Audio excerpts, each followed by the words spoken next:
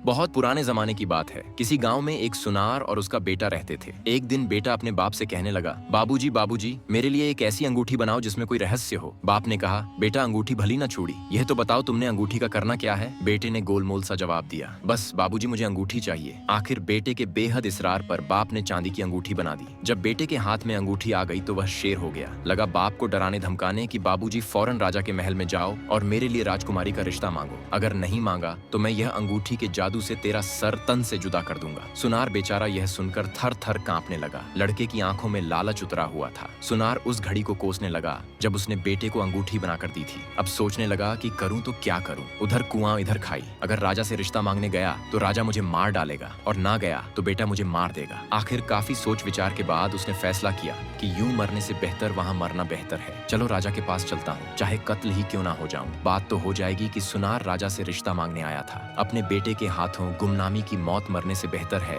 कि राजा के हाथों इज्जत से मशहूर होकर मर जाऊं। एक दिन सुनार हिम्मत करके राजा के पास पहुंचा और वहां जाकर अपने बेटे के लिए राजकुमारी का रिश्ता मांगा। यह सुनकर राजा के तन बदन में आग लग गई कि नीच होकर मेरी बेटी का रिश्ता मांगता है। दिल तो चाहा कि अभी जल्लाद को हुक्म देकर उसका सर तन से जुदा करवा दूं, लेकिन वजीर जरा समझदार था। राजा के कान में सरगोशी करते हुए कहने लगा, महाराज इसे मरवा दिया तो खामखा हंसी होगी, लोग बात का बतंगड़ बना देंगे, हम किस किस का मुंह बंद करेंगे। अक्लमंदी यही है कि हम किसी तरह से इसे टाल दें, सांप मरे और लाठी भी ना टूटे। हम इससे ऐसा सवाल कर डालते हैं कि जिसका जवाब ये सारी जिंदगी भी ढूंढ नहीं पाएगा। अगर गुड़ देने से यह मर जाए तो जहर क्यों दीजिए। उसके बाद वजीर सुनार से मुखातिब होकर बोला, मियाँ सुनार, हम राजकुमारी का रिश्ता तुम्हारे बेटे से करने के लिए तैयार हैं, लेकिन उसके लिए हमारी एक शर्त है कि तुम्हारा बेटा कोई ऐसा काम करे जो आज से पहले न किसी ने किया हो और न किसी ने देखा हो। सुनार शर्त सुनकर वापस लौट पड़ा और अपने जिंदा बच जाने पर भगवान का लाख शुक्र अदा किया। घर आकर उसने अपने बेटे को यह बात बताई। दोनों बाप बेटे ने गांव छोड़ने का इरादा किया और इस शर्त को पूरा करने के लिए सफर पर रवाना हो गए। चलते चलते एक घने जंगल में पहुंचे। क्या देखते हैं कि एक आदमी आम के पेड़ के नीचे बैठा है। जमीन पर चारों तरफ आम के पीले पीले फल बिखरे हैं। आदमी ने चूल्हे में अपनी टांग डाल रखी है और पैर में से तड़ तड़ आग के शोले निकल रहे हैं। चूल्हे पर खौलते हुए तेल की कढ़ाई रखी है और वह समोसे तल तल कर खा रहा है। सुनार और उसके बेटे ने जब यह अजीब मंजर देखा तो वह हैरान हो गए और एक दूसरे से कहने लगे, यह काम तो राजा ने कहीं ना सुना होगा और ना कहीं देखा होगा, चलो यही सीखते हैं। सुनार उस आदमी से मुखातिब होकर बोला, भगवान के बंदे मेरे बेटे को अपना शागिर्द बना लो और उसे भी इस तरह से समोसे तलना सिखा दो। वो आदमी सुनार से बोला, मियाँ आगे चले जाओ, आगे मेरा उस्ताद बैठा है, वो तुम्हारे बेटे को शागिर्दी पर रख ले तो रख ले, मुझे शागिर्द बनाने की इजाजत नहीं है। यह सुनकर दोनों बाप बेटा आगे चले गए। चलते चले जा रहे थे। आगे क्या देखते हैं कि एक पीपल की छांव के नीचे एक आदमी बैठा है और पीपल के चारों तरफ पीपल के फल बिखरे हुए हैं। उसने चूल्हे में अपनी टांग डाल रखी है और एड़ी में तरह तरह आग के शोले निकल रहे हैं और चूल्हे पर उबलते हुए घी की कढ़ाई रखी है और वह गुलाब जामुन तल तल कर खा रहा है। सुनार और उसके बेटे ने जब यह मंजर देखा तो एक दूसरे से कहने लगे, अरे यह काम तो पिछले काम से भी मुश्किल है, यह काम तो राजा ने ना कहीं देखा होगा और ना कहीं सुना होगा, चलो यही सीखते हैं। सुनार उस आदमी से मुखातिब होकर बोला, भगवान के बंदे मेरे बेटे को भी अपने शागिर्दी में रख ले, इसे भी इस तरह से गुलाब जामुन तलना सिखा दे। उस आदमी ने सुनार से कहा, मियाँ आगे जाओ, आगे मेरा उस्ताद बैठा है, वह तेरे बेटे को शागिर्दी पर रख ले तो रख ले, मुझे शागिर्द बनाने की इजाजत नहीं है। यह सुनकर दोनों बाप बेटा आगे रवाना हो गए। वह चलते चलते एक और जगह पर पहुंचे जहाँ क्या देखते हैं कि एक आदमी अमरूद के पेड़ के नीचे बैठा है। जमीन पर अमरूद के मीठे मीठे फल बिखरे पड़े हैं। उसने भी चूल्हे में अपना पैर डाल रखी है और पैर में से तड़ तड़ आग के शोले निकल रहे हैं। चूल्हे पर गन्ने के रस से भरी हुई एक कड़ाही रखी है और वह मिश्री बना बना कर खा रहा है। सुनार और उसके बेटे ने जब यह मंजर देखा तो मन ही मन में कहने लगे, अरे यह काम तो पिछले काम से भी ज्यादा मुश्किल है, यह काम तो राजा ने ना कहीं सुना होगा और ना कहीं देखा होगा, चलो यही सीख लेते हैं। सुनार उस आदमी से मुखातिब होकर बोला, भगवान के नेक बंदे मेरे बेटे को भी अपनी शागिर्दी में रख लो, इसे भी इस तरह से मिश्री बनाना सिखा दो। वो बोला, ठीक है, मैं तेरे बेटे को अपना शागिर्द बना लेता हूँ, इसे अपने पास रख लेता हूँ, ये लो चाबियां। वो सामने एक कमरा है, उस कमरे का दरवाजा खोलो और अपने बेटे को कमरे में बिठाकर बाहर से दरवाजा बंद कर दो। सुनार ने उस आदमी की हिदायत पर अमल किया। जब बेटे को कमरे में बंद करके वापस जाने लगा तो उस आदमी ने सुनार से चाबियां वापस ले ली और सुनार से कहने लगा, अब 1 साल के बाद वापस आना। सुनार चाबियां देकर अपने घर वापस लौट गया। उधर लड़का कमरे में भूखा प्यासा बैठा था, इंतजार कर रहा था कि कोई आए और उसकी मदद करे, लेकिन पूरा दिन गुजर गया और उसकी मदद के लिए कोई ना आया। फिर जब लड़के ने कमरे में चारों तरफ देखा तो उसके रोंगटे खड़े हो गए। खून सूखने लगा। उसके सामने एक खौफनाक नजारा था। कमरे के अंदर चारों तरफ इंसानी हड्डियां बिखरी पड़ी थी। लड़के ने सोचा, ना जाने मुझसे पहले कितने ही लोग इस मौत के कमरे में अपनी जान दे चुके हैं और मेरा हाल भी उनसे कुछ अलग नहीं होगा। मैं और मेरा बाप उस बाहर बैठे आदमी के धोखे में आ गए। अब मुझे भी इन आदमियों की तरह यहाँ पर एड़ियां रगड़ रगड़ कर मरना पड़ेगा। एक रोज मेरी भी हड्डियां इन हड्डियों की तरह बिखरी पड़ी होंगी। यह सोचकर उसकी आंखों में आंसू आ गए और फूट फूट कर रोने लगा। जब रोने से दिल का गुब्बार निकल गया तो कमरे में एक कोने में जाकर बैठ गया। दिल ने कहा, जब तक सांस तब तक आस। लड़के ने जमीन पर पड़ी हुई एक बड़ी सी हड्डी उठाई जिसका सिरा छुरी से ज्यादा तेज और तीखा था और दीवार खोदना शुरू कर दी। दीवार से मिट्टी गिरती रही और गिरती रही। आखिर रात दिन की मेहनत रंग लाई। दीवार में इतना बड़ा सुराख हो गया था कि एक आदमी उसमें से निकल सकता है। जब लड़का उसमें से निकलकर दूसरी तरफ गया तो क्या देखता है कि एक और कमरा उसका इंतजार कर रहा है। कमरा खूब सजा हुआ है, कीमती पर्दे लटक रहे हैं। कमरे में बहुत कीमती कालीन बिछा हुआ है। जाली के पर्दे के पीछे सांस लेते हुए किसी बहुत हसीन जिस्म का एहसास होता है। जैसे ही लड़के ने पर्दा सरकाया तो उसकी आंखें खुली की खुली रह गईं। क्या देखता है कि एक गोरे रंग की मालिक, एक बहुत खूबसूरत लड़की बिस्तर पर लेटी हुई सो रही है। जवानी की नींद में सांस लेते हुए उसका जिस्म मुसलसल हरकत में है। करवटों के 22 काले काले लंबे बाल उसके जिस्म से लिपटे हुए हैं। कुछ देर लड़का देखता रहा। उसी दौरान लड़की की आंख खुल गई। पहले तो लड़की अपने कमरे में अजनबी लड़के को देखकर डर गई और लड़का भी घबराया कि भगवान जाने क्या बला है। थोड़ी देर बाद जब दोनों मुत्तमीन हुए तो लड़की ने कहा, कोई बात नहीं, आजा, मेरे पास आजा, यहाँ बिस्तर पर बैठ और मुझे बता कि तू कौन है और यहाँ कैसे पहुंचा। ये सुनकर लड़के की हिम्मत बढ़ी। उसने अपनी सारी कथा कही। पहले तो लड़की ने उसे कुछ खाने के लिए दिया और फिर कहा, जो आदमी बाहर मिश्री निकाल कर खा रहा है और जिसने तुझे कमरे में बंद किया है वह आदमी मेरा बाप है। मैं भी जादूगरनी हूँ, तू फिक्र न कर, मैं तुझे जादू सिखाऊंगी। लड़की अपने बाप से 2 गुना ज्यादा आगे थी। बाप अगर 14 दर्जे पर था तो बेटी 16 दर्जे पर थी। लड़की ने सुनार के लड़के को जादू सिखाना शुरू कर दिया और उसके अलावा उसे तरह तरह के फल और लजीज खाने खिलाती। अच्छी से अच्छी उसे पोशाक पहनने के लिए देती। इसी तरह से 1 वर्ष गुजर गया लेकिन सुनार लड़के को लेने के लिए ना आया। उसने सोचा कि जब तक मेरा बेटा कामिल जादूगर नहीं बन जाता उसे लेने के लिए नहीं जाऊंगा। इस तरह वो लड़का सहारा जादूगरनी से जादू सीखता रहा और एक दिन अपने जादू में माहिर हो गया। 2 बरस के बाद सुनार वापस आया। क्या देखता है कि वह आदमी उसी तरह अमरूद के दरख्त के नीचे बैठा है। जमीन पर अमरूद के मीठे मीठे फल बिखरे पड़े हैं और उस आदमी ने अपनी टांग चूल्हे में डाल रखी है और पैर में से आग के शोले निकल रहे हैं और वह उसी तरह से मिश्री बनाकर खा रहा है। सुनार ने पूछा, भगवान के बंदे, मेरा बेटा कहाँ है? 2 साल पहले मैं उसे तेरी शागिर्दी में छोड़ गया था। वह आदमी कहने लगा, मैं तो 2 साल से यहीं पर बैठा हूँ और मिश्री बना बनाकर खा रहा हूँ। ना मुझे फुर्सत मिली और ना मैंने वहाँ जाकर देखा तो अपने हाथ से अपने बेटे को कमरे में बंद करके बाहर से ताला लगा गया था। ये ले कुंजियां और अपने बेटे को जाकर देख ले। बाप ने सुना तो उसके चेहरे पर हवाइयां उड़ने लगी। ये सोचकर कि 2 साल बाद बेटे की हड्डियां ही मिले तो मिले, वरना जिंदा मिलना तो नामुमकिन है। मिश्री खाने के उस शौकीन आदमी को दिल में गालियां देता हुआ सुनार दौड़ा दौड़ा उस कमरे की तरफ गया और ताले में चाबी घुमाई। लड़की के कानों में जब चाबी की आवाज पड़ी तो लड़के से कहने लगी, अगर मेरा बाप हुआ तो हम दोनों को मार डालेगा और अगर तेरा बाप हुआ तो हम बच जाएंगे। सुनार दरवाजा खोलकर अंदर कमरे में गया तो कमरा खाली था। दीवार के सुराख में से गुजरकर जब दूसरे कमरे में पहुंचा तो क्या देखता है, सामने कमरे पर मसेरी पर एक खूबसूरत लड़की और उसका लड़का बैठे हुए हैं। मारने वाले से जान बचाने वाला ज्यादा बड़ा है। अपने बेटे को जिंदा देखकर बाप की जान में जान आई। दौड़कर बेटे को अपने सीने से लगा लिया और भगवान का लाख लाख शुक्र अदा किया। उसके बाद लड़के ने अपने बाप को लड़की का तारुफ करवाया। असल हकीकत से जब सुनार वाकिफ हुआ तो वह कांप कर रह गया। उसने उसके बेटे की जान बचाने पर लड़की का शुक्रिया अदा किया। वो खूबसूरत जादूगरनी सहरा कहने लगी, अब तुम दोनों के बचने की फकत एक ही आस है और वो यह कि ऐ सुनार, तू रोता पीटता और सिसकता हुआ बाहर मेरे बाप के पास जा और उसे जाकर कह कि मेरा बेटा भूख प्यास से मर गया। तुमने उसे बाहर नहीं निकाला। अब मुझे इतनी इजाजत तो दें कि उसकी हड्डियों को किसी कपड़े में बांध कर ले जाऊं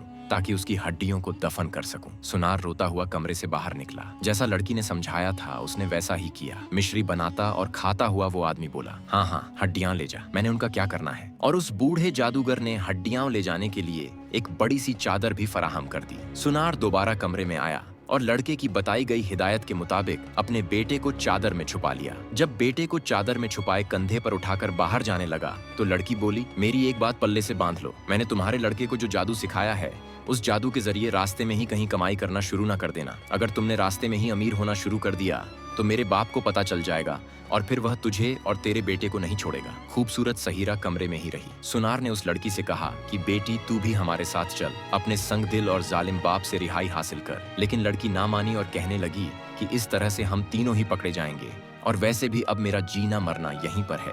यहाँ से भागकर मैं कहाँ जाऊंगी? सुनार अपने बेटे को कपड़े में लपेटे कंधे पर उठाए बाहर निकला। उसने चाबियों का गुच्छा दूर हिस्से जादूगर की तरफ फेंक दिया, जो अभी तक बैठा मिश्री बना रहा था और साथ ही साथ खा रहा था। जादूगर ने उसकी तरफ कुछ ज्यादा ध्यान नहीं दिया, चाबियां उठाई और फिर से अपने काम में मशरूफ हो गया। जब सुनार सफर किए उस आदमी से कहीं दूर निकल आया तो उसने अपने कांधे से नीचे उतारा, फिर अपने बेटे को चादर से बाहर निकाला और दोनों ने भगवान का शुक्र अदा किया कि उन दोनों की जान बच गई। और फिर से बाप बेटों ने सफर का आगाज शुरू किया। वह चले जा रहे हैं और चले जा रहे हैं और चलते चलते जंगल से बाहर निकल आए। अब वह हरे भरे खेतों में पहुंच गए। एक जगह क्या देखते हैं कि रहट चल रहा है, बैल घूम रहा है और कुएं से पानी निकल रहा है। पास ही एक जमींदार खड़ा है। सुनार का लड़का अपने बाप से कहने लगा, बाबूजी, मैं तुम्हें एक जादू दिखाता हूँ। मैं एक मंत्र पढ़ूंगा और बैल बन जाऊंगा। तुम मुझे जमींदार को बेच देना, लेकिन याद रखना मेरा रस्सा उतार लेना, उसे साथ मत देना। लड़के ने कुछ पढ़ा और फिर बैल बन गया और फिर दोनों चलते चलते जमींदार के पास पहुंचे। जमींदार ने इस कदर खूबसूरत और पला हुआ बैल देखा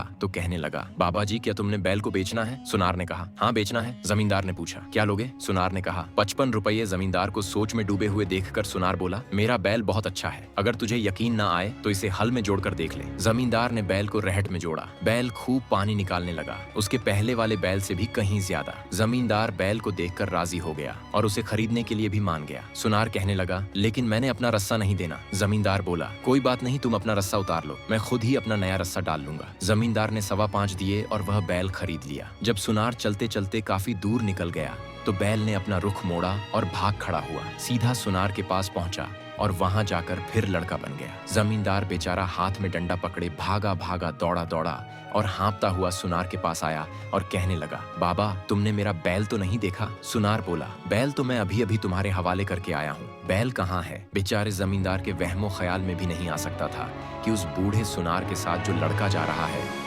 वही उसका भागा हुआ बैल है। जमींदार वापस लौट गया। सुनार और उसके लड़के ने लड़की की दी गई हिदायत पर अमल नहीं किया और रास्ते ही में कमाई करना शुरू कर दी। अब रास्ते ही में उन्हें उसका खामियाजा भुगतना पड़ा। बूढ़े जादूगर को पता चल गया कि सुनार का लड़का जिंदा है और मेरी कैद से फरार हो चुका है। मेरी अपनी बेटी ने उसे मुकम्मल जादू सिखा दिया है। वाकई ही घर का भेदी लंका ढाता है। जादूगर ने एक बूढ़े आदमी का भेष धारा और उनसे पहले ही आगे रास्ते में आकर बैठ गया। सुनार के लड़के को क्योंकि पहले ही कामयाबी मिली थी, इसलिए उसने फिर से लालच किया और इस बार ऊंट बनने का सोचा। बाबूजी, इस बार तू मेरे बदले पूरे 90 रुपये मांगना और 1 रुपये भी कम मत करना, और याद रहे मेरे साथ नकेल मत देना। इतना कहकर लड़के ने मंत्र पढ़ा और ऊंट बन गया। सुनार उस ऊंट का रस्सा पकड़े पकड़े चलता चलता उस जादूगर के पास पहुंच गया जो फकीर का भैंस बदले उनका इंतजार कर रहा था। फकीर ने सुनार से पूछा, बाबा जी, क्या ऊंट बेचना है? फकीर ने सुनार के दिल की कही थी। उसने खुश होकर कहा, हाँ बेचना है। फकीर ने कहा, क्या लोगे? सुनार ने कहा, 90 रुपये। फकीर ने फौरन 90 रुपये निकाले और सुनार की हथेली पर रख दिए। अब सुनार को याद आया और बोला, मैंने ऊंट के साथ नकेल नहीं देनी। फकीर भी जादूगर था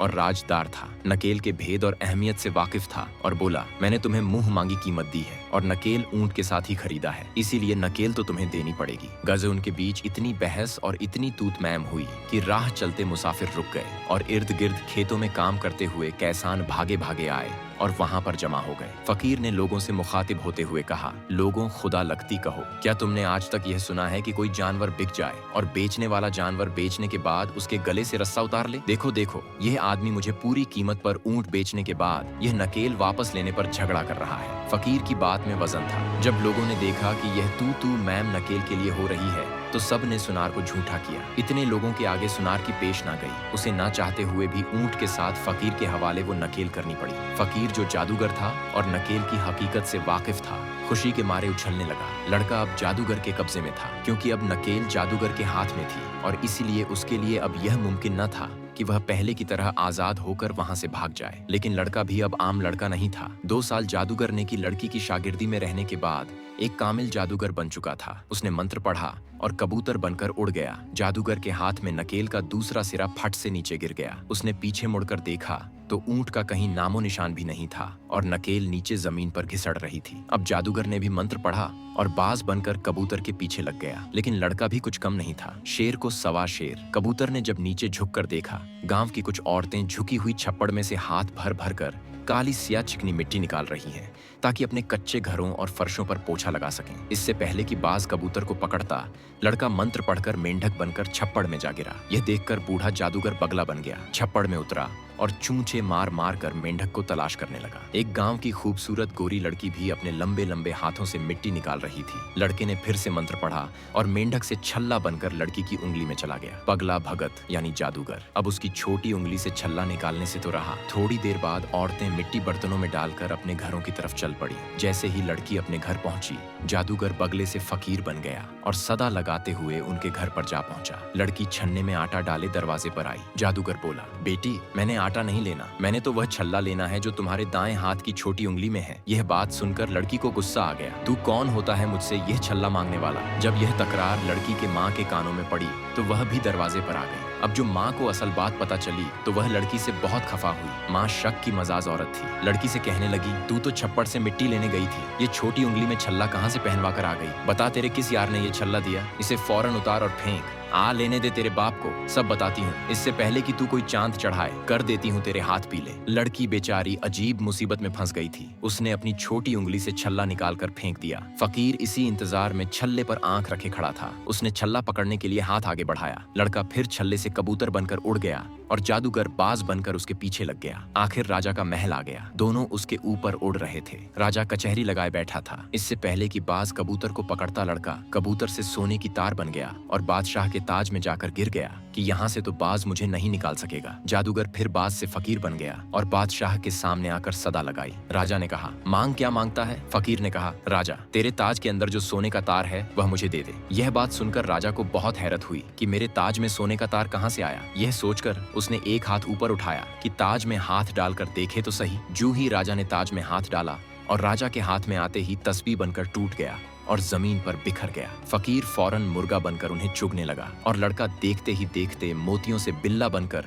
उसने मुर्गे को पकड़कर दबोच लिया और वहीं पर मार दिया। राजा दम बख खुद हैरान परेशान यह सब कुछ देख रहा था। हैरत से उसकी आंखें फटी जा रही थीं। ऐसा मंजर राजा ने कभी अपनी आंखों से नहीं देखा था। उधर मुर्गे को मारने के बाद लड़का अपनी असल हालत में वापस आ गया था और आगे बढ़कर राजा के रूबरू आदाब बजा लाया। राजा जो अभी तक हैरत में डूबा हुआ था, बामुश्किल ही बोला, ये सब क्या माजरा है? लड़के ने कहा, महाराज बताइए, क्या आज से पहले आपने यह सब देखा या सुना? राजा हैरत से मुंह में उंगलियां दबाए हुए बोला, नहीं, कभी नहीं। इस पर लड़के ने कहा, महाराज, अब अपना मुआहदा याद कीजिए जो आपने मेरे बाप से किया था। मैं उसी सुनार का लड़का हूँ। मैंने भरी कचहरी में इतने लोगों के सामने आपकी शर्त पूरी कर दी है। अब आप अपना वादा पूरा कीजिए और मुझे राजकुमारी का रिश्ता दीजिए। राजा के पास अब कोई रास्ता नहीं रहा था। उसे मजबूरन हाँ करना पड़ी और अपनी बेटी का रिश्ता उसे देना पड़ा। चंद रोज बाद सुनार अपने लड़के को सजाए घोड़ी पर बिठाए बारात लेकर राजा के महल में आ गया। धूमधाम से शादी हुई। सुनार का लड़का बादशाह का दामाद बन गया। क्योंकि राजा का कोई बेटा नहीं था, इसीलिए राजा ने सुनार के बेटे को ही अपना वली अहद बना लिया। चंद सालों बाद जब राजा मर गया तो सुनार का लड़का तख्त पर बैठा और निहायत आन बान से हुकूमत करने लगा। प्यारे दोस्तों, उम्मीद करता हूँ कि आज की यह वीडियो आपको पसंद आई होगी। अगर वीडियो अच्छी लगी हो तो कमेंट्स में अपनी राय का इजहार जरूर कीजिएगा। हमारे चैनल को सब्सक्राइब कर दीजिएगा। वीडियो देखने का बहुत बहुत शुक्रिया।